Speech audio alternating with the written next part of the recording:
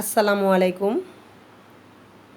আমি কামরুন্নাহার ম্যাডাম বলছি, সহকারী অধ্যাপক, জীববিজ্ঞান বিভাগ, greenfield school and college, Mirpur, Dhaka. দশম শ্রেণীর শিক্ষার্থীরা কেমন আছো? আশা করি তোমরা ভালো আছো এবং রেগুলার অনলাইন ক্লাসগুলো ফলো করছো। আজকে তোমাদের আমি পড়াবো অধ্যায় 4 জীবনী শক্তি থেকে আরেকটি গুরুত্বপূর্ণ ক্রিয়েটিভ কোশ্চেন। ঠিক আছে, দেখো প্রথমেই লিখেছি পি প্লাস পানি। ঠিক আছে, পি প্লাস পানি। আমার এখানে প্রভাবকগুলো হচ্ছে একটা কিউ আর একটা হচ্ছে সবুজ কণা। এখানে তৈরি হয়েছে এ প্লাস পানি প্লাস আর। ঠিক আছে, একটু খেয়াল করো, পিতে কী হবে, কিউতে কী হবে, এতে কী হবে আর আরে কী হবে, একটু চিন্তা করো। হ্যাঁ, প্রথম প্রশ্ন দিয়েছি, দেখো জীবনী শক্তি কী। তারপরে দিয়েছি অবাধ শ্বসন অপেক্ষা সবাধ শ্বসনে বেশি শক্তি তৈরি হয় কেন। ঠিক আছে, তারপরে দিয়েছি উদ্দীপকের বিক্রিয়াটিতে রাতের বেলায় কিভাবে এ উৎপন্ন হয় তা ব্যাখ্যা করো। জীবজগতের ক্ষেত্রে উদ্দীপকের বিপাকীয় প্রক্রিয়াটি কিউ এর ওপর নির্ভরশীল, যুক্তিসহ বিশ্লেষণ করো। ঠিক আছে, দেখো প্রথমেই দেখো জীবনী শক্তি কী। জীবনী শক্তি জীব কর্তৃক তার দেহে শক্তির উৎপাদন ও ব্যবহারের মৌলিক কৌশলেই হচ্ছে জীবনী শক্তি। ঠিক আছে, জীব কর্তৃক তার দেহে শক্তির উৎপাদন হবে এবং সেই শক্তির ব্যবহারের বিভিন্ন কৌশল রয়েছে। হ্যাঁ, সেগুলোই হচ্ছে জীবনী শক্তি। হয় দিয়েছি অবাধ শ্বসন অপেক্ষা সবাধ শ্বসনে বেশি শক্তি তৈরি হয় কেন। অবাধ সবাধ দুটো কথা। হ্যাঁ, দেখো সবাধ শ্বসনে অক্সিজেনের প্রয়োজন হয়, আর অক্সিজেন একটি কি জারক পদার্থ, যার ফলে শ্বসনিক বস্তু শর্করা, প্রোটিন, লিপিড অথবা বিভিন্ন ধরনের জৈব অ্যাসিড সম্পূর্ণরূপে জারিত হয়ে CO2, H2O এবং বিপুল পরিমাণে শক্তি উৎপন্ন করে। ক্লিয়ার? অপরদিকে অবাধ শ্বসন অক্সিজেনের অনুপস্থিতিতে ঘটে, তাই শ্বসনিক বস্তু অক্সিজেনের সাহায্য ছাড়াই কোষের ভেতরকার এনজাইম দিয়ে আংশিক রূপে জারিত হয়ে বিভিন্ন প্রকার জৈব যৌগ CO2 এর সামান্য পরিমাণ শক্তি উৎপন্ন করে। ঠিক আছে, মানে সবাতে হচ্ছে সম্পূর্ণরূপে জারিত হয়, অবাতে হচ্ছে আংশিক জারিত হয়। আংশিক জারিত হলে শক্তিও কম তৈরি হবে। সবাতে তৈরি হয় তোমার 38 ATP, অবাতে তোমার তৈরি হচ্ছে 2 ATP। সামান্য পরিমাণ শক্তি উৎপন্ন করে। অবাধ শ্বসনে এই অক্সিজেনের অনুপস্থিতির কারণে, ঠিক আছে, অবাধ শ্বসনে এই অক্সিজেনের অনুপস্থিতির কারণে অবাধ শ্বসন অপেক্ষা সবাধ শ্বসনে শক্তি বেশি তৈরি হয়। ঠিক আছে, এরপরে গয়ে আমি দিয়েছি উদ্দীপকের বিক্রিয়াটিতে রাতের বেলায় কিভাবে এ উৎপন্ন হয়। আশা করি তোমরা এতক্ষণ চিন্তা করে পেয়েছো। এখানে পি হচ্ছে কি CO2। ঠিক আছে, পি হচ্ছে CO2 পানি। তারপরে সবুজ কণা যেহেতু দেয়া আছে, তাইলে কিউ হচ্ছে তোমার সূর্যালোক। সবুজ কণা মানে কি ক্লোরোফিল। হ্যাঁ, এ হচ্ছে তোমার গ্লুকোজ, কারণ আমরা জানি শর্করা জাতীয় খাদ্য তৈরি করে। এ হচ্ছে গ্লুকোজ পানি, আর হচ্ছে এখানে অক্সিজেন। ঠিক আছে, তাইলে আমার বিক্রিয়াটা কিসের বিক্রিয়া হলো বলো? আমার বিক্রিয়াটা ফটোসিনথেসিসের বিক্রিয়া হলো। হ্যাঁ, ফটোসিনথেসিসের বিক্রিয়া হলো আমার বিক্রিয়াটা। আচ্ছা, এখন দেখো উদ্দীপকের বিক্রিয়ায় এ হলো কি গ্লুকোজ। ঠিক আছে, উদ্দীপকের বিক্রিয়ায় এ হলো গ্লুকোজ C6H12O6 এবং প্রক্রিয়াটি হলো সালোক সংশ্লেষণ। শুধু দিনে নয়, রাতের বেলায়ও আলোর অনুপস্থিতিতে সালোক সংশ্লেষণ প্রক্রিয়া সংঘটিত হয়। নিচে প্রক্রিয়াটি ব্যাখ্যা করা হলো। আলোর অনুপস্থিতিতে সালোক সংশ্লেষণের অন্ধকার পর্যায়ে ক্যালভিন চক্রে বায়ুস্থ CO2 পত্ররন্ধ্রের মধ্যে দিয়ে কোষে প্রবেশ করে। মনে আছে? দেখো CO2 কোথা দিয়ে প্রবেশ করবে? পত্ররন্ধ্র দিয়ে। ঠিক আছে, পাতায় প্রবেশ করবে। হ্যাঁ, পাতায় তোমার অলরেডি আছে রাইবুলোজ 1,5 ডাইফসফেট। পাতায় তোমার কি আছে? Ribulose 1,5 diphosphate. ঠিক আছে, এই দুটো একত্রে মিলে তৈরি করবে, ঠিক আছে, এই দুটো একত্রে মিলে তৈরি করবে কিটো অ্যাসিড। ঠিক আছে, এই কিটো অ্যাসিডটা হলো তোমার অস্থায়ী, এটা সাথে সাথে ভেঙে গিয়ে হ্যাঁ 3 কার্বন বিশিষ্ট 2 অণু 3 ফসফোগ্লিসারিক অ্যাসিড তৈরি করবে। কি তৈরি করবে? 3 ফসফোগ্লিসারিক অ্যাসিড। কয় অণু? 2 অণু। হ্যাঁ, এই যে 3, এটা হচ্ছে এই চক্রের প্রথম স্থায়ী পদার্থ, এজন্য এই চক্রের নাম হয়েছে C3 সাইকেল। ক্লিয়ার? C3 মানে হচ্ছে 3 কার্বন, হ্যাঁ, C3 সাইকেল। তাহলে আমার কি তৈরি হচ্ছে? রাইবোলোজ 1,5 ডাইফসফেট, এখান থেকে তৈরি হচ্ছে কিটো অ্যাসিড। কিটো অ্যাসিড সাথে সাথে ভেঙে গিয়ে 2 অণু 3 ফসফোগ্লিসারিক অ্যাসিড তৈরি হচ্ছে। ঠিক আছে, এর সাথে যুক্ত হবে আলোক পর্যায়ে উৎপন্ন। আলোক পর্যায়ে আমার তৈরি হয়েছিল এটিপি আর তৈরি হয়েছিল NADPH2। এরা একত্রে মিলিত হয়ে দুটি প্রোডাক্ট তৈরি করবে। ঠিক আছে, 3 ফসফোগ্লিসারালডিহাইড কি তৈরি করবে? 3 ফসফোগ্লিসারালডিহাইড প্লাস, ঠিক আছে,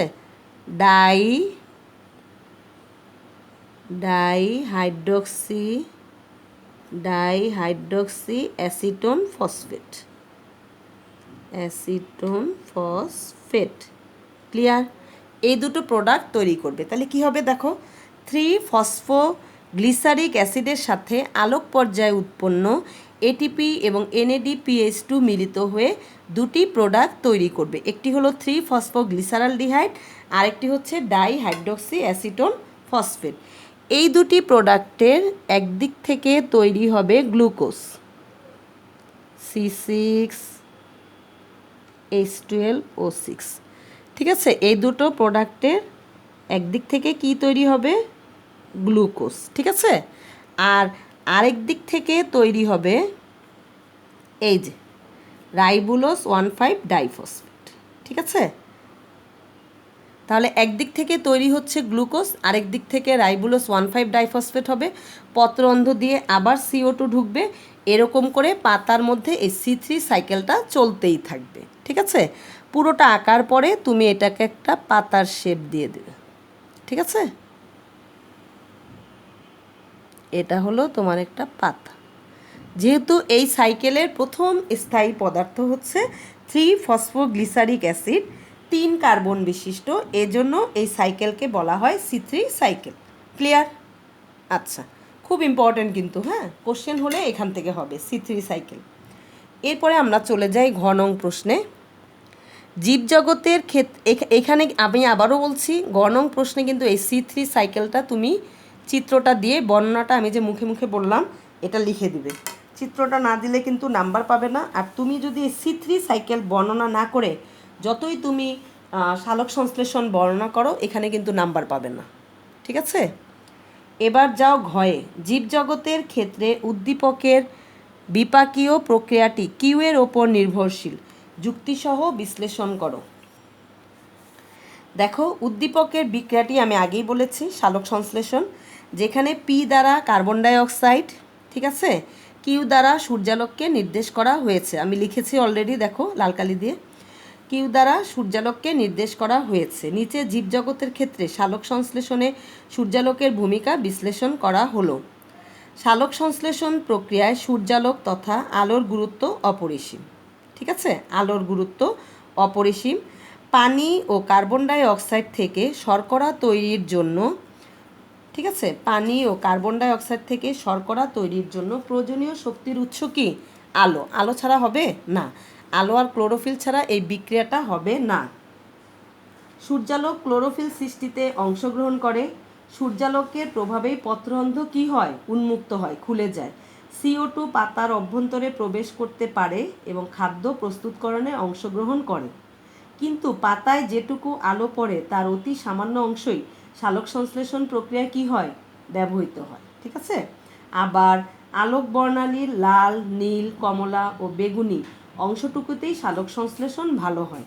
সবুজ ও হলুদ আলোতে সালোক সংশ্লেষণ ভালো হয় না। ঠিক আছে, মনে আছে? সবুজ ও হলুদ আলোতে সালোক সংশ্লেষণ ভালো হয় না। একটি নির্দিষ্ট সীমা পর্যন্ত আলোর পরিমাণ বাড়লে সালোক সংশ্লেষণের হারও কি হয়, বেড়ে যায়। কিন্তু আলোর পরিমাণ অত্যাধিক বেড়ে গেলে পাতার অভ্যন্তরস্থ এনজাইমগুলো নষ্ট হয়ে যায় এবং ক্লোরোফিল উৎপাদন কম হয়। কত তরঙ্গদৈর্ঘ্যের আলো ভালো দেখো, ফলে সালোক সংশ্লেষণের হারও কি হয়, কমে যায়। সাধারণত 400 ন্যানোমিটার থেকে 480 ন্যানোমিটার, ঠিক আছে, 400 থেকে 480 ন্যানোমিটার এবং 680 ন্যানোমিটার তরঙ্গ দৈর্ঘ্য বিশিষ্ট আলোতে সালোক সংশ্লেষণ সবচেয়ে ভালো হয়। 400 ন্যানোমিটার থেকে 480 এবং 680 ন্যানোমিটার তরঙ্গ দৈর্ঘ্য বিশিষ্ট আলোতে সালোক সংশ্লেষণ সবচেয়ে ভালো হয়। ঠিক আছে, এই প্রশ্নটা এসেছে ঢাকা বোর্ড 19। হ্যাঁ, ঢাকা বোর্ড 19-এ তোমাদের এই অধ্যায় থেকে দুটো প্রশ্ন এসেছিল। গতদিন যেটা আলোচনা করেছিলাম সেটাও ইম্পর্টেন্ট, এটাও তোমার জন্য ইম্পর্টেন্ট। হ্যাঁ, হয় C3 দিয়ে কোশ্চেন হবে, আর না হয় সবাত শ্বসনের সেই প্রবাহ চিত্রটা দিয়ে প্রশ্ন হবে। অতএব এই দুটো ভালো করে পড়বে। ঠিক আছে, এরপরে চলো আমরা কিছু ছোট প্রশ্ন নিয়ে আলোচনা করি। প্রথমেই দেখো, জৈব শক্তি মুদ্রা কি? 1 নম্বর প্রশ্ন, শক্তি মুদ্রা কি? এটা পড়বে 1-এর জন্য। হ্যাঁ, দেখো শক্তি মুদ্রাটা কি?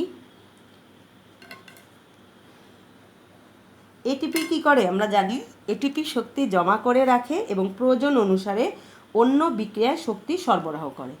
এটিপি শক্তি জমা করেও রাখে এবং প্রয়োজনের সময় শক্তি সরবরাহ করে, তাই এটিপিকে শক্তি মুদ্রা বা বায়োলজিক্যাল কয়েন অথবা এনার্জি কয়েন বলা হয়। ঠিক আছে, এর পরের প্রশ্ন দেখো, নতুন সৃষ্ট পাতাতে 2 নম্বরের জন্য লিখো, নতুন সৃষ্ট পাতাতে সালোক সংশ্লেষণের হার কী রূপ? সালোক সংশ্লেষণের হার কী রূপ? কী রূপ ব্যাখ্যা করো। ঠিক আছে, ব্যাখ্যা করো। এটা হচ্ছে 2-এর জন্য।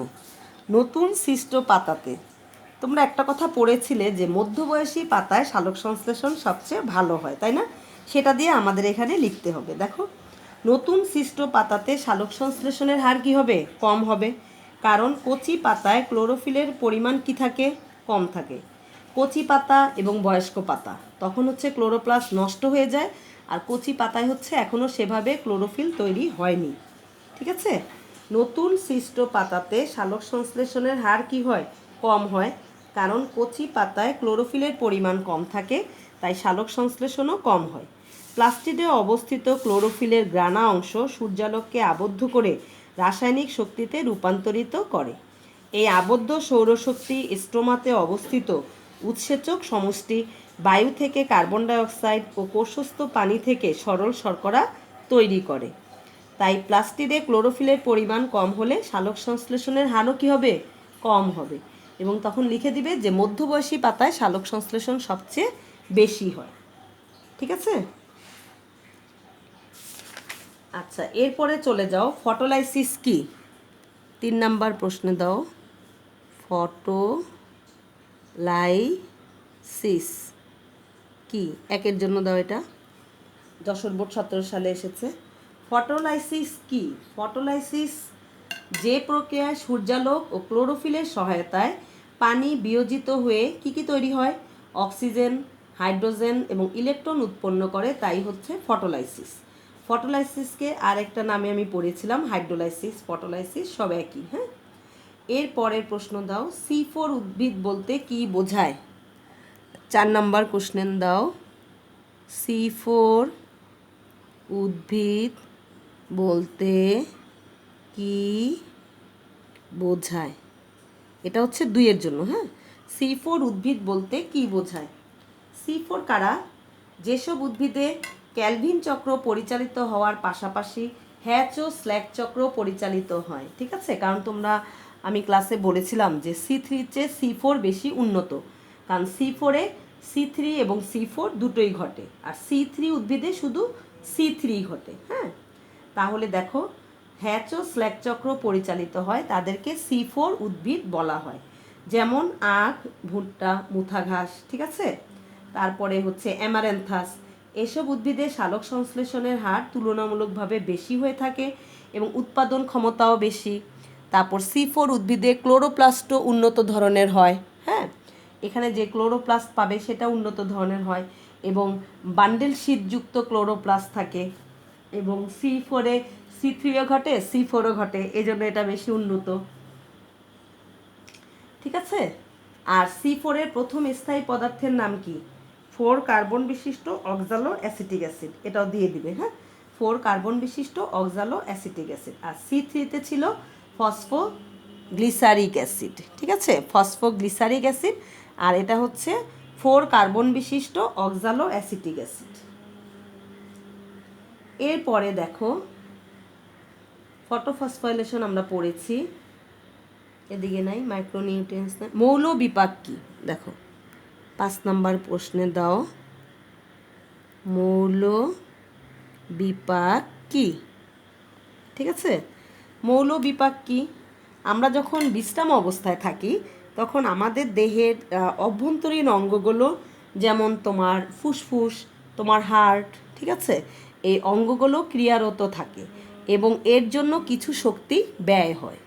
ঠিক আছে, আমরা ঘুমিয়ে আছি কিন্তু আমাদের কি হচ্ছে, এগুলো কাজ করছে, একেই বলা হয় মৌল বিপাক। ঠিক আছে, তাহলে একে কি বলা হয়? মৌল বিপাক বলে। বিশ্রাম অবস্থায় আমাদের দেহের অভ্যন্তরীণ অঙ্গাণুগুলো ক্রিয়ারত থাকে এবং এর জন্য কিছু শক্তি ব্যয় হয়, একে বলা হয় মৌল বিপাক। ঠিক আছে, এরপরে আমরা চলে যাই শক্তির মূল উৎস কি? শক্তির মূল উৎস সূর্য। ঠিক আছে, এরপরে একটা প্রশ্ন দেখো, রাত্রিবেলা বড় গাছের নিচে ঘুমালে শ্বাসকষ্ট দেখা দেয় কেন? এটা লিখো 6 নম্বরে। রাত্রিবেলা বড় গাছের নিচে ঘুমালে শ্বাসকষ্ট হয় কেন? শ্বাসকষ্ট দেখা দেয় কেন? এটা পড়বে 2-এর জন্য। দেখো রাত্রিবেলা কি হয়, রাত্রিবেলা গাছে সালোক সংশ্লেষণ প্রক্রিয়া বন্ধ থাকে। হ্যাঁ, ফলে অক্সিজেন উৎপন্ন হয় না এবং কার্বন ডাই অক্সাইড গ্যাসও কি হয় না, শোষিত হয় না। কিন্তু রাত্রিবেলা গাছে কি চলতে থাকে? শ্বসন চলতে থাকে এবং বিপুল পরিমাণ কি তৈরি হয়? CO2 গ্যাস উৎপন্ন হয়। ঠিক আছে, ফলে বড় গাছের নিচে বাতাসে CO2 এর ঘনমাত্রা অনেক বেশি থাকে, তাই অধিক CO2 যুক্ত বাতাসে রাত্রিবেলায় ঘুমালে আমাদের কি হবে? শ্বাসকষ্ট দেখা দেবে। ঠিক আছে, এর পরের প্রশ্ন, সালোক সংশ্লেষণ কি? সালোক সংশ্লেষণ কি? 7 নম্বরে দাও,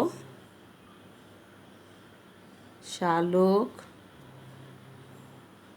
সংশ্লেষণ কি?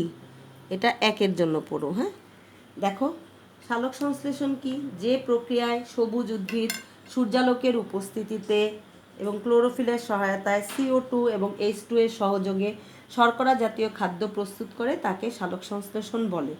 যদি দেখো এখানে 2, তখন রিয়েকশানটা দিয়ে দিবে। হ্যাঁ, ঠিক আছে, তখন এটা রিয়েকশানটা দিয়ে দিবে। এরপরে যাও, গ্লাইকোলাইসিস বলতে কি বোঝায়? 2 নম্বরের জন্য এটা পড়বে। গ্লাইকোলাইসিস বলতে কি বোঝায়? গ্লাইকোলাইসিস বলতে কি বোঝায়? হ্যাঁ, এটা হচ্ছে 2-এর প্রশ্ন। গ্লাইকোলাইসিস বলতে কি বোঝায়? কোষের সাইটোপ্লাজমের শ্বসনের যে পর্যায়ে এক অণু গ্লুকোজ বিভিন্ন উৎসেচকের সহায়তায় 3 কার্বন বিশিষ্ট 2 অণু পাইরুভিক অ্যাসিডে পরিণত হয়, তাকেই আমরা কি বলছি? গ্লাইকোলাইসিস প্রসেস বা গ্লাইকোলাইসিসের বিক্রিয়া। ঠিক আছে, এই প্রক্রিয়ায় 4 অণু এটিপি, যার 2 অণু খরচ হয়ে যায় এবং 2 অণু NADH2 উৎপন্ন হয়। এই প্রক্রিয়ার জন্য অন্য কোনো অক্সিজেনের প্রয়োজন পড়ে না। ঠিক আছে, 1 অণু গ্লুকোজ থেকে 2 অণু পাইরুভিক অ্যাসিড তৈরি হবে, আর 4 অণু এটিপি এবং 2 অণু NADH2 তৈরি হবে, কিন্তু 2 অণু এটিপি গ্লাইকোলাইসিস প্রক্রিয়ায় খরচ হয়ে যায় এবং লাস্ট পর্যন্ত এখানে তৈরি হয় 3 কার্বন বিশিষ্ট পাইরুভিক অ্যাসিড 2 অণু। হ্যাঁ, এটাই হচ্ছে গ্লাইকোলাইসিস। গ্লাইকোলাইসিসের বিক্রিয়াটি ঘটে কোথায়? সাইটোপ্লাজমে। এটা একটু বলে দিবে। হ্যাঁ, গ্লাইকোলাইসিসের বিক্রিয়াটি ঘটে সাইটোপ্লাজমে। আচ্ছা, তাহলে এই পর্যন্তই থাকলো আজকে। তোমরা এগুলো পড়ো, যদি কোনো সমস্যা থাকে আমাকে জিজ্ঞেস করো। হ্যাঁ, আর সমস্যা না থাকলে আগামী দিন আমরা এটা MCQ নিয়ে আলোচনা করব। ঠিক আছে? আল্লাহ হাফেজ।